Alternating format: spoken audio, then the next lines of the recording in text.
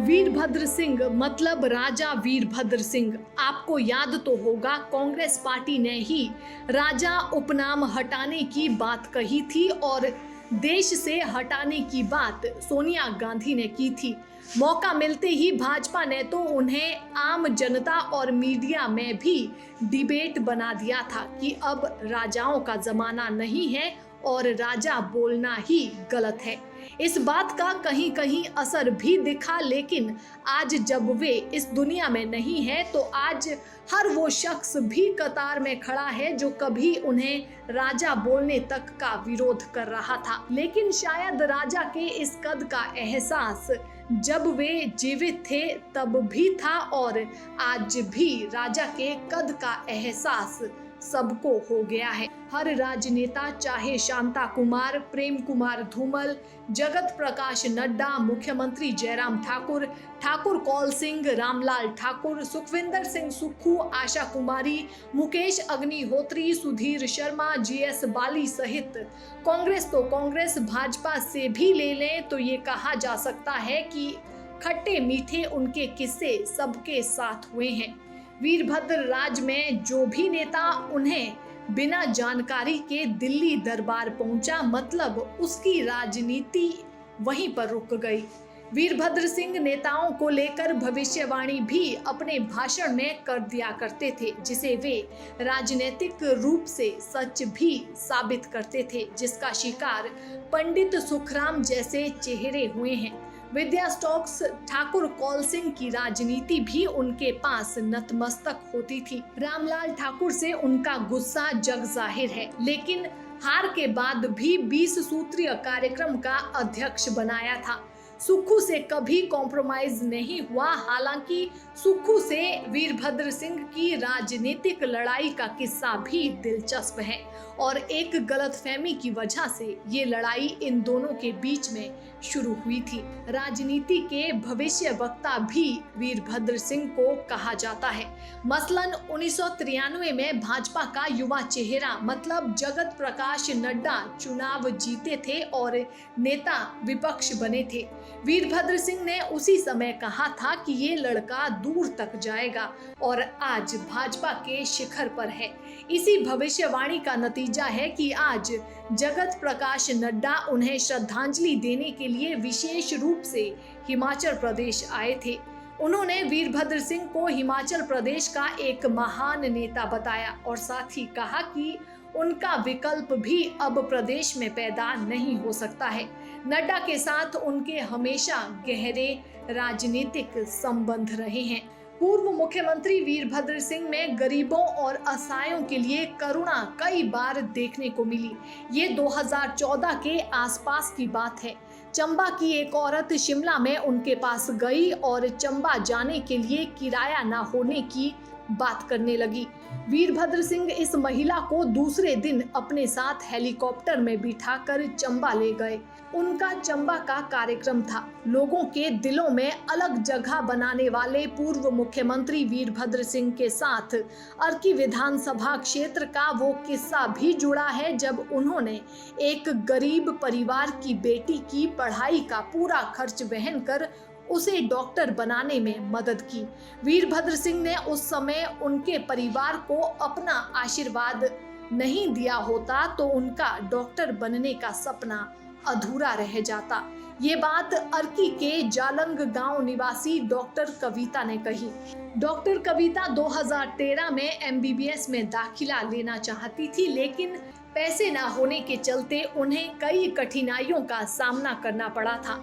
कविता उन दिनों बीपीएल परिवार से संबंध रखती थी। कविता को किसी ने वीरभद्र सिंह से मिलने की सलाह दी और कहा कि आपकी हर समस्या का समाधान हो जाएगा। अगले ही दिन कविता पूर्व मुख्यमंत्री वीरभद्र सिंह को उनके निवास स्थान हॉली लॉज मिलने चली गई और उन्हें आप बीती सुनाई। वीरभद्र सिंह कविता की बातें सुनकर भावुक हो गए और उन्होंने कविता की पढ़ाई और हॉस्टल के खर्च का इंतजाम कर दिया। 2013 का वो दिन कविता के लिए यादगार बन गया और आज कविता अर्की ब्लॉक के घनागू घाट में बतौर चिकित्सक तैनात है। वीरभद्र सिंह के घर एक मामले में सीबीआई ने रेड की तो उनकी बेटी की शादी थी। वीरभद्र सिंह ने सीबीआई की टीम को चाबी पकड़वा दी और कहा कि वे खाना खाकर जरूर जाएं। वहीं एक किस्सा हमीरपुर में मेडिकल कॉलेज का है। कहते हैं कि धूमल के साथ राजनीतिक लड़ाई रही, लेकिन जब मेडिकल कॉलेज की बात आई तो उन्होंने कहा कि उन्हें इस बात से कोई फर्क नहीं पड़ता कि मेडिकल कॉलेज सुक्खू के इलाके में खुल रहा है या फिर धूमल के इलाके में।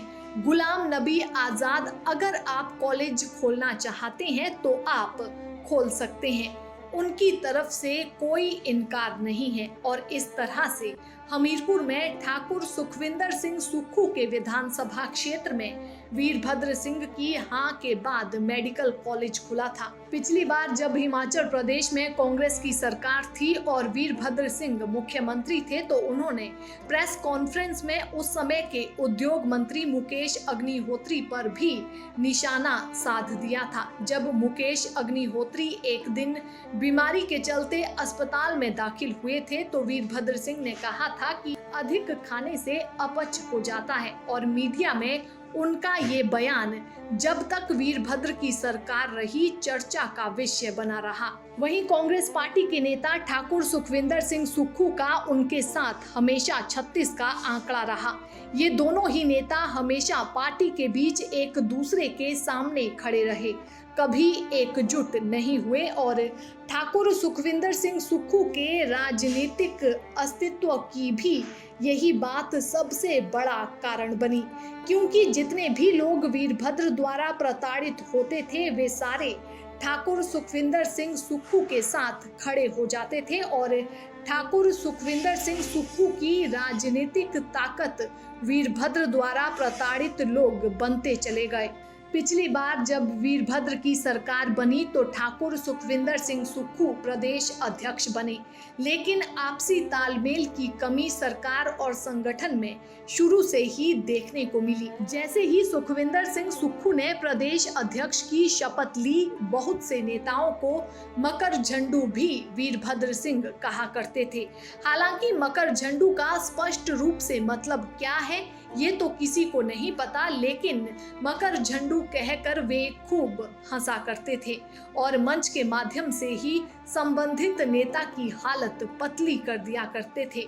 कई बार तो ऐसा भी हुआ कि उन्होंने मकर झंडू बोलकर कई नेताओं को या तो मंच से उतार दिया या उन्हें बोलने तक का मौका नहीं दिया। लेकिन इन सब के बीच में सबसे प्रसिद्ध उनकी दो भविष्यवाणी हुई जो आखिर में सच साबित हुई, जिनमें एक थी भाजपा के राष्ट्रीय अध्यक्ष जगत प्रकाश नड्डा को लेकर कि वे एक दिन बड़े आदमी बनेंगे। ये भविष्यवाणी उन्होंने 1993 में कर दी थी। उसी तरह 2017 के चुनावों से ठीक 6 महीने पहले पूर्व मुख्यमंत्री प्रेम कुमार धूमल को लेकर उन्होंने राजनीतिक भविष्यवाणी की थी। वीरभद्र सिंह का कहना था कि बेशक भाजपा की कांग्रेस से ज्यादा सीटें आएंगी, लेकिन मुख्यमंत्री प्रेम कुमार धूमल नहीं बनेंगे। अंत में आपको वो किस्सा भी बताते हैं जिसमें आपको स्पष्ट हो जाएगा कि वीरभद्र सिंह और ठाकुर सुखविंदर सिंह सुक्खू किस वजह से हमेशा एक दूसरे के आमने सामने खड़े रहे। मामला 2003 का है। प्रदेश में कांग्रेस की सरकार बनी और उस समय ठाकुर सुखविंदर सिंह सुक्खू चुनाव जीतकर विधानसभा पहुंचे थे। कांग्रेस पार्टी में उस समय वीरभद्र प्रमुख नेता थे। मुख्यमंत्री बनने के बाद उन्होंने हिमाचल प्रदेश में मंत्री और सीपीएस की घोषणा करनी थी। वीरभद्र सिंह ने एक लिस्ट हाईकमान को भेजी जिसमें सीपीएस बनाने की सूची में ठाकुर सुखविंदर सिंह सुक्खू का नाम भी भेजा गया था, लेकिन यहीं से सारी गलतफहमी शुरू हुई। बैजनाथ से उस समय जीते विधायक सुधीर शर्मा भी सीपीएस बनने के लिए प्रयास कर रहे थे और उन्होंने इसके लिए सीधे सीधे अपने दिल्ली कनेक्शन का प्रयोग किया। दिल्ली कनेक्शन का जब उन्होंने प्रयोग किया था उसमें एक सीपीएस का नाम हट गया और सुधीर शर्मा का नाम वहां पर लिस्ट में ऐड कर दिया गया। जब अप्रूव होकर वो सूची शिमला वापस पहुंची तो उसमें सुक्खू का नाम नदारद रहा और सुधीर शर्मा का नाम आ चुका था। यहीं से वीरभद्र सिंह और ठाकुर सुखविंदर सिंह सुक्खू की राजनीति की असली लड़ाई शुरू हुई थी। उसके बाद ये दोनों ही नेता कभी एक साथ खड़े नजर नहीं आए, क्योंकि वीरभद्र सिंह ने उनका नाम भेजा था, इसीलिए उन्हें नहीं लगता था कि उनकी कोई गलती है। हाईकमान ने नाम काटकर सुधीर शर्मा का नाम ऐड कर दिया। यहाँ पर ठाकुर सुखविंदर सिंह सुक्खू को लगता था कि उनके साथ वीरभद्र सिंह ने राजनीति की है। ये वो महत्वपूर्ण किस्सा था जिसको लेकर प्रदेश में वीरभद्र सिंह गुट और ठाकुर सुखविंदर सिंह सुक्खू गुट अस्तित्व में आए थे।